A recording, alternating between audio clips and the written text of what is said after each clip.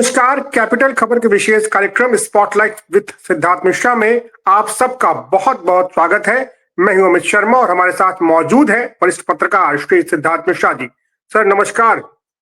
नमस्कार अमित जी, नमस्कार नमस्कार जी सर, डीपीएल में जैसा आप कहते हैं दिल्ली पॉलिटिकल लीग, वहां पर सरगर्मियां बहुत तेज हो चुकी हैं और कई नॉमिनेशंस भी हो चुके हैं। 17 तारीख अंतिम डेट है नॉमिनेशन की, तो कई प्रमुख उम्मीदवार जो अपना नॉमिनेशन कर चुके हैं। और इन चुनावों में जैसा कि हम जानते हैं कि दिल्ली देश की राजधानी है, तो एक तरह से हमें राष्ट्रीय स्तर के कई मुद्दों को भी हम इन चुनावों में देख सकते हैं। और ऐसी एक बात दिखाई पड़ रही है, एनडीए वर्सेस इंडिया गठबंधन, जो राष्ट्रीय स्तर पर जब लोकसभा चुनाव होते हैं वहां पर आमने सामने की भिड़ंत रहती है दोनों गठबंधन में, लेकिन उसमें बदलाव, उसके समीकरणों में बदलाव दिखाई पड़ रहा है दिल्ली चुनावों में। पहले तो कांग्रेस और आप जो है वो आमने सामने आ चुके हैं और इस बार बिल्कुल दोनों ही पार्टियां पूरी जोर आजमाइश कर रही हैं। पहले एक दूसरे पे थोड़ी सी नरमी होती थी, लेकिन इस बार कांग्रेस भी बहुत अटैकिंग है आपके ऊपर और अरविंद केजरीवाल भी कांग्रेस पर काफी आक्रामक दिख रहे हैं। राहुल गांधी ने जब दिल्ली में अपनी सभा की तो उन्होंने अरविंद केजरीवाल पर सीधा वार किया और उसके बाद केजरीवाल भी उसी आक्रामक मुद्रा में दिखाई पड़े। इधर बीजेपी ने जो 70 सीटों में जो उसका एनडीए गठबंधन है उसमें 2 सीटें अपने सहयोगी दलों को दी है, जिसका फायदा उसे जब अभी इसके बाद जब बिहार चुनाव होंगे वहां मिल सकता है इस गठबंधन का। लेकिन इंडिया गठबंधन से दरकता हुआ दिखाई पड़ रहा है, क्योंकि समाजवादी पार्टी ने अपना स्टैंड लिया है और उन्होंने कहा है कि जो पार्टी बीजेपी के, अगर हम कहें कि बीजेपी के खिलाफ ज्यादा मजबूत दिखेगी, हम उसे सपोर्ट करेंगे और समाजवादी पार्टी दिल्ली में आपको सपोर्ट कर रही है। तो इस तरह के समीकरण बन रहे हैं। आपको क्या लगता है कि जब राष्ट्रीय स्तर पर इनका क्या प्रभाव पड़ेगा? देखिए, राष्ट्रीय स्तर पे तो चुनाव जो है सो अभी 4 साल दूर है। अब तो चुनाव 2029 में ही होंगे ना, अभी तो राष्ट्रीय स्तर पे चुनाव काफी दूर है। प्रॉब्लम यह है कि दिल्ली में जो है सो दिल्ली के चुनाव में जो आप सरगर्मी देख रहे हैं और उसको लेकर के जो नेशनल ये जो इंडिया अलायंस जो है सो उसका जो नेशनल लेवल पर कोऑर्डिनेशन, उसमें जो दरगार देख रहे हैं, उसको लेकर के 2 पार्टियां ज्यादा चिंतित हैं। उसको लेकर के ममता बनर्जी की पार्टी चिंतित है, तृणमूल कांग्रेस और समाजवादी पार्टी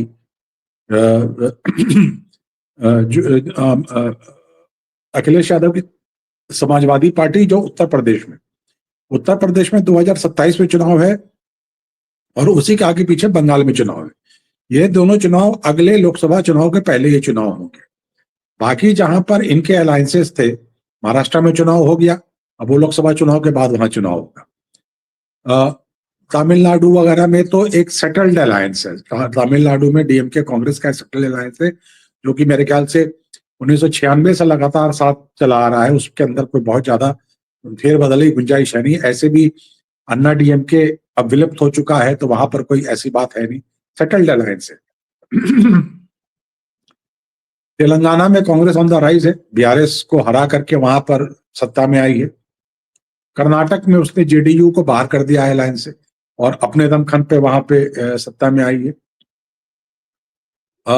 आंध्र प्रदेश में सत्ता के बाहर है, लेकिन आंध्र प्रदेश में भी पुरजोर कोशिश एक हो रही है कि वहां पर भी वो अपने आप को रिस्टैब्लिश करे। तो अब एक चीज जो खासकर तेलंगाना के चुनाव से जो एक सिग्नल ये आया था कि अगर कांग्रेस पार्टी का जो सपोर्ट बेस है, जो ओरिजिनल सपोर्ट बेस जो कांग्रेस पार्टी का जो एक जातीय सपोर्ट बेस जो है वो अगर शिफ्ट होकर के कहीं और भी चला गया था, जैसे तेलुगु राष्ट्र संघ के पास चला गया था, टीआरएस के पास, तो वो लॉक स्टॉक एंड बैरल वापस भी आ गया इनके पास। ये पिछले चुनाव में एक सिग्नल, बहुत ही स्ट्रॉन्ग सिग्नल गया है जो अलायंस के पार्टनर पार्टियां हैं कि अगर, और जो कि अलायंस की या दोनों पार्टनर पार्टियां जो हैं, या वो समाजवादी पार्टी हो या वो तृणमूल कांग्रेस हो, ये दोनों कांग्रेस का जो अपना ओरिजिनल वोट बैंक जो था, जिसके बल पे कांग्रेस 1990 तक रूल किया उसने उत्तर प्रदेश में, और बंगाल में भी वो एक फोर्स काफी, जब तक ममता बनर्जी टूट के बाहर नहीं निकली तब तक वो एक फोर्स रही वेस्ट बंगाल में। तो ये चीजें तो बिल्कुल ही अब क्लियर हैं कि ये वोट कांग्रेस के वोट थे जिनके पास, जो इनके पास है, जिसके बलबूते पर ये चुनाव लड़ते हैं। अब आज के तारीख में राहुल गांधी ने जो पथ अख्तियार कर लिया है, वो माइनॉरिटी की बात कर रहे हैं, ओबीसी की बात कर रहे हैं, दलित की बात कर रहे हैं, राइट। तो अब इसमें ये जो वोट बैंक जो है, समाजवादी पार्टी का vote bank, OBC, minority, Mamata Banerjee का बहुत बड़ा चंक जो है सो उनके पास माइनॉरिटी वोट्स का चंक है।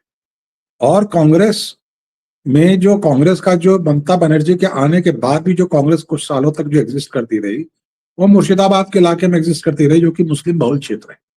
तो ममता बनर्जी को हमेशा यह डर रहेगा कि मुसलमान वोट कहीं उनसे दरक करके कांग्रेस में ना चला जाए।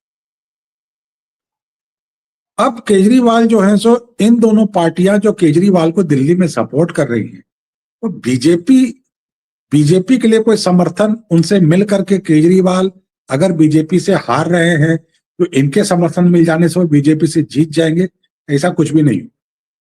समाजवादी पार्टी पिछले कुछ चुनाव में चुनाव लड़ती रही है और यहाँ पर वो उसको मतलब कि कहीं 1 दशमलव वोट भी आता है या नहीं आता है पता नहीं। इवन मुस्लिम बहुल इलाकों में भी और मुस्लिम और दलित बहुल इलाकों में एक जमाने में बीएसपी की तो कुछ पकड़ थी भी यहाँ पर दिल्ली में, नॉर्थ ईस्ट दिल्ली की सीटों में, लेकिन इनकी तो कभी भी कोई पकड़ रही ही नहीं समाजवादी पार्टी। ममता बनर्जी की पार्टी ने भी यहाँ पर जोर आजमाइश की है। एक बार नई दिल्ली कॉन्स्टिट्यूंसी से पुराने जमाने के जो बहुत फेमस सुपरस्टार होते थे बंगाली, विश्वजीत, उनको टिकट दिया था। पता भी नहीं चला कि वो चुनाव लड़े, क्या लड़े, कितने वोट आए, क्या आए, सैकड़ों में भी वोट आए कि नहीं आए पता नहीं। ममता बनर्जी का जो बंगाली बहुल क्षेत्र जो बंगाल के बाहर है, झारखंड है या आसाम है या अगरतला है, त्रिपुरा है, वहां पर भी ममता बनर्जी की बहुत नहीं चलती है। वो लार्जली कांग्रेस को डैमेज ही करने की स्थिति में रही है। वो कभी भी मतलब कि अपने आप को मैं एस्टैब्लिश नहीं कर पाई। तो ऐसी स्थिति में अब इनको ये लगता है कि अगर दिल्ली के चुनाव में, दिल्ली में छोटा स्टेट है, छोटी असेंबली है, लेकिन दिल्ली हिंदुस्तान की राजधानी है। वहां केजरीवाल के रूप में एक ऑल्टरनेटिव पॉलिटिक्स, एक पॉलिटिशियन के रूप में एक आदमी का उभार हुआ है जो पिछले 10-12 साल से बहुत सरगर्मी से एग्जिस्ट करता रहा है। उसने पंजाब में भी सरकार बना ली है, गुजरात में अच्छी लड़ाई लड़ता है, कई और जगहों पे जाकर के कांग्रेस को उसने काफी डैमेज किया है, हराया है। तो ठीक है, बीजेपी उनकी कॉमन एनिमी है, लेकिन आज के तारीख में कांग्रेस को का ये रियलाइजेशन कि अगर उनको राजनीति में सरवाइव करना है तो उसके लिए केजरीवाल का से लड़ना बहुत जरूरी है। और अगर आज के तारीख में दिल्ली के चुनाव में जो 12 से 15% जो मुसलमान वोट है और जो दलित समुदाय का वोट है, अगर वो केजरीवाल से शिफ्ट होकर के कांग्रेस पे आता है तो ये तो फिर सिग्नल पैन इंडिया लेवल पे जाएगा। कांग्रेस को ये जो दिल्ली में जो आप कांग्रेस में एक जो री एनर्जाइजेशन जो देख रहे हैं, जो कांग्रेस में फिर से जो एक दमखम आई है, वो इस बूते पे दमखम आई है क्योंकि तेलंगाना में माइनॉरिटीज ने जम के इनको सपोर्ट किया है, कई और स्टेट में सपोर्ट किया है, लोकसभा चुनाव में सपोर्ट किया है। लोकसभा चुनाव में वो नॉर्थ ईस्ट दिल्ली की सीट पर कन्हैया कुमार लड़े थे कांग्रेस की तरफ से। इतने वीक कैंडिडेट होने के बावजूद भी उनको अच्छे वोट्स वहां पर आए। उसी तरह से एक बहुत ही वीक कैंडिडेट कांग्रेस ने लड़वाया था उदित राज को नॉर्थ वेस्ट दिल्ली से, वहां भी सब चीज के बावजूद उनको अच्छे वोट आए। तो कांग्रेस के पास ये सिग्नल है कि दलित कम्युनिटी के लोग और माइनॉरिटी कम्युनिटी के लोग उनको वोट देने के लिए तैयार हैं, उनके साथ खड़े होने के लिए तैयार हैं। अब रही बात चुनाव की, इस चुनाव की, दिल्ली चुनाव की, तो दिल्ली चुनाव में पूरा झगड़ा इस बात को लेकर के, कांग्रेस इस बात की लड़ाई लड़ रही है। कांग्रेस तो सरकार बनाने गिराने की बात कर ही नहीं रही है। कांग्रेस दो मुद्दों पर लड़ रही है। एक मुद्दे पर यह लड़ रही है कि जो राहुल गांधी के भाषण का जो सबसे अहम लाइन जो था, जो उन्होंने अभी यहाँ पे जो मीटिंग हुई थी इनकी सीलमपुर में, जो कि मुस्लिम बहुल क्षेत्र है, वहां पर जो उन्होंने भाषण दिया, उन्होंने ये कहा कि आप कांग्रेस पार्टी को हमेशा, मुसलमानों को कहा कि आप कांग्रेस पार्टी को हमेशा अपने साथ खड़ा हुआ पाएंगे। और उनका ये निशाना था अरविंद केजरीवाल के ऊपर, जो कि बिल्किस बानो केस में साथ खड़े नहीं हुए, दिल्ली के दंगों में साथ खड़े नहीं हुए, संभल में साथ खड़े नहीं हुए, उन पर निशाना। तो अगर दिल्ली में मुस्लिम वोट दरक करके कांग्रेस की तरफ आ जाता है तो फिर this is a very very bad omen for Samajwadi Party and Trinamool Congress. इन दोनों के लिए ये अच्छे अच्छे अच्छे अच्छे ओमेन का हिंदी क्या होगा, अच्छे अच्छे लक्षण नहीं है उनके लिए।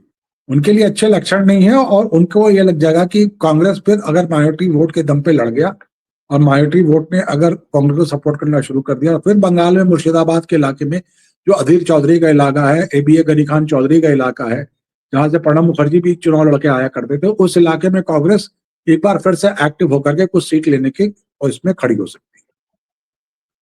तो बेसिकली उस स्थिति को प्रियम्प्ट करने के लिए समाजवादी पार्टी और तृणमूल कांग्रेस इनको अटैक कर रही है। जहां तक बात राष्ट्रीय राजनीति की है, बहुत फर्क नहीं पड़ता। कांग्रेस के पास 100 मेंबर्स ऑफ पार्लियामेंट है। राहुल गांधी से ये साथ दें या ना दें, उनसे लीडर ऑफ ओपोजिशन का पोस्ट कोई छीन नहीं सकता आज के तारीख में। और पार्लियामेंट के अंदर भी मुद्दों पर इनको बीजेपी के खिलाफ मुद्दों पे कांग्रेस का साथ देना ही पड़ेगा, कई मुद्दों पर देना पड़ेगा। मतलब ओवरटली तो देना ही पड़ेगा ना, पब्लिक डोमेन में कैसे नहीं साथ देंगे, अंदर से जो भी झगड़ा हो। तो ऐसी स्थिति में ये कभी नहीं चाहेंगे कि कांग्रेस पार्टी मजबूत हो, और इस बात को कांग्रेस लीडरशिप के अंदर भी अब इस बात की अंडरस्टैंडिंग, इस बात की फीलिंग आ गई है। और कांग्रेस के अंदर जो ज्यादा एग्रेसिव धड़ा है, जिसके रिप्रेजेंटेटिव अजय माकन है, वो जो एक थोड़ा सा जो जो जो अलायंस के प्रति सहानुभूति रखने वाला धड़ा जो है, केसी वेणुगोपाल का धड़ा जो है, उसके ऊपर भारी पड़ता हुआ नजर आ रहा है। और कांग्रेस पार्टी इस समय इस मूड में आ गई है कि उनके एलाई पार्टनर्स जो हैं, जो उनको स्टेट लेवल पर सपोर्ट नहीं करते। अभी तो यूपी में 10 विधानसभा सीट पे चुनाव हुए थे, समाजवादी पार्टी ने एक भी सीट नहीं दी कांग्रेस को। तो फिर कांग्रेस का यह कहना है कि जब भाई मेरे एलाई पार्टनर स्टेट इलेक्शन से मेरा सपोर्ट नहीं करते हैं, तो हम क्यों उनका सपोर्ट करें।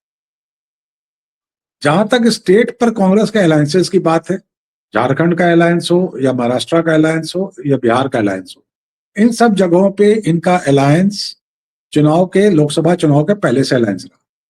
इसीलिए वहां पर ये इंडिया अलायंस वाली बात लागू नहीं होती। और मेरे ख्याल से तेजस्वी यादव ने बिहार में और क्या नाम है इनका, शरद पवार ने महाराष्ट्र में अपने अपने पार्टी की तरफ से ये क्लियर कर दिया है। जो जो एनसीपी है और जो ये तेजस्वी यादव की पार्टी आरजेडी, ये दोनों भी बहुत इंपॉर्टेंट बड़े दल, इन लोगों ने भी अपने आप को तटस्थ कर लिया है इस मामले से। तटस्थ करने का मतलब ये हुआ कि वो आम आदमी पार्टी के लिए कांग्रेस के खिलाफ झंडा लेके खड़े होने को तैयार नहीं। तो फिर ऐसी स्थिति में कांग्रेस को बहुत फर्क नहीं पड़ता है, इवन राष्ट्रीय लेवल की राजनीति में बहुत फर्क नहीं पड़ता है, अगर समाजवादी पार्टी और तृणमूल कांग्रेस अरविंद केजरीवाल को सपोर्ट करती है। जी, लेकिन क्या ऐसी स्थिति में आप इसका फायदा बीजेपी को होते हुए देखते हैं? क्योंकि बीजेपी का यही प्रयास रहा है कि जो उसके अगेंस्ट के जो वोट है, वो जितना ज्यादा डिवाइड होंगे उतना ज्यादा बीजेपी को फायदा मिलेगा। देखिए, मेरा तो एक मानना है, एक ही बात मानना है, मैंने कहा माइनॉरिटी का वोट तो अपनी जगह पर। बीजेपी तो इसलिए चुनाव हारती है क्योंकि वैश्य समुदाय का वोट अरविंद केजरीवाल को मिलता है। बीजेपी को भूल जाए बीजेपी कि वो कांग्रेस पार्टी और आम आदमी पार्टी के झगड़े में किसका फायदा किसका घाटा है। बीजेपी को तो ये सोचना चाहिए कि वैश्य समुदाय का वोट उनको कैसे पड़ेगा। अरे भैया, 20% वोट कट के इधर से उधर चला जाता है, वो कोई माइनॉरिटी का वोट थोड़ा ही है, वो दलित समुदाय का वोट थोड़ा ही है, वो तो वैश्य समुदाय का वोट है जो जाता है। तो बीजेपी की चिंता तो ये होनी चाहिए कि वैश्य समुदाय के वोट को भी कैसे अपने पास रोक करके रखे। और मुझे तो आज के तारीख में, आज के जो दिल्ली में जो ग्राउंड लेवल की रिपोर्ट है जो चल रही है, मुझे तो नहीं लगता कि बीजेपी बहुत वैश्य समुदाय को लेकर के बहुत कॉन्फिडेंट है कि उसको ही वोट मिलेगा। मुझे तो नहीं लगता ऐसा। ना ही वैश्य समुदाय के जो नेता लोग, उनसे जो मेरी बातचीत हुई है, उनसे भी ऐसा नहीं लगता कि वो लोग कोई बीजेपी के लिए बिल्कुल कहते हैं ना, वो बिल्कुल कमिटेड है वोट डालने के लिए। जी, तो बीजेपी की चिंता ये ना होकर के बीजेपी की चिंता ये होनी चाहिए कि वैश्य समुदाय का वोट उनके पास कहां से आएगा। जी।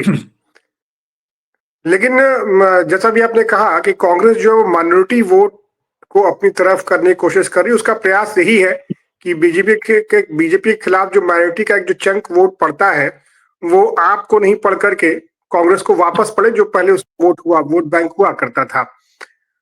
लेकिन पिछले दिनों में अगर हम देखें तो बीजेपी ने पूरी की पूरी पॉलिटिक्स के स्ट्रेटजी को ही चेंज कर दिया हिंदुस्तान में, और अब बीजेपी कहती है कि उसे माइनॉरिटी वोट चाहिए भी नहीं। चाहिए भी। और जी, और वो अपने जो तमाम चुनाव जीत रही है, वो माइनस माइनॉरिटी वोट्स के आधार पे ही जीत रही है। तो क्या कांग्रेस ये जो फिर अपनी, और जैसे आपने पिछले प्रोग्राम में कहा भी था कि अरविंद केजरीवाल जो है वो अब हिंदुत्व के जो वो हिंदुत्व का जो एजेंडा है उसको भी पकड़ने की कोशिश कर रहे हैं। वो धीरे धीरे जी। करके वो चाह रहे हैं कि उसके रिप्लेसमेंट बनकर तैयार हो सके। तो कांग्रेस की स्ट्रेटजी आपको कैसी लगती है? फिर क्या आपको लगता है कांग्रेस एक सही स्ट्रेटजी अपना रही है? देखिए, मेरा मानना तो ये है अमित जी कि कांग्रेस अपनी जगह अपनी स्ट्रेटेजी ठीक लेकर चल रही है। और कांग्रेस जिस जी। तरह का एग्रेसिव कैंपेन दिल्ली में कर रही है, जिस तरह से उसके कैंडिडेट एग्रेसिव कैंपेन कर रहे हैं, आप भी सोशल मीडिया फॉलो करते हैं, मैं भी करता हूँ, अखबारों को भी पढ़ रहा हूँ।